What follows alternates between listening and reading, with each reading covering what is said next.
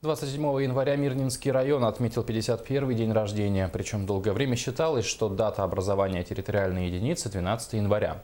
Почему с 2008 года этот праздник начали отмечать в конце месяца, узнавала Елизавета Кочетова.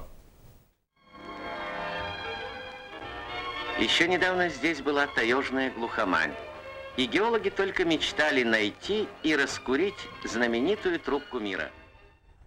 А сегодня здесь Мирнинский район отмечает свой 51-й день рождения. 12 января 1965 года Верховный Совет Президиума РСФСР принял решение, что надо образовать район Мирнинский.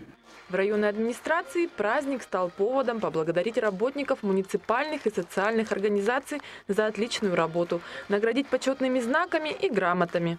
Мирнинский район сегодня – это 9 муниципальных образований, 2 города, 4 поселка городского типа и 3 наслега. В регионе проживает 73 тысячи человек 40 национальностей. Жители Мирнинского района, я от души вас поздравляю с праздником Мирнинского района. Желаю здоровья, счастья и всех благ и ангела-хранителя вам всем. Не обошлось и без приятных новостей. Администрация района, Алроса и правительство республики решили продлить программу по переселению из аварийного ветхого жилья.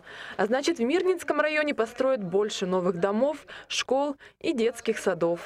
Строительство нового жилья для работников бюджетной сферы – это 53-квартирного и 71-квартирного домов в Мирном, 4-квартирного дома в поселке Алмазном и селе Орла, введение в строй детских садов в городе Мирном и селе Костуряк.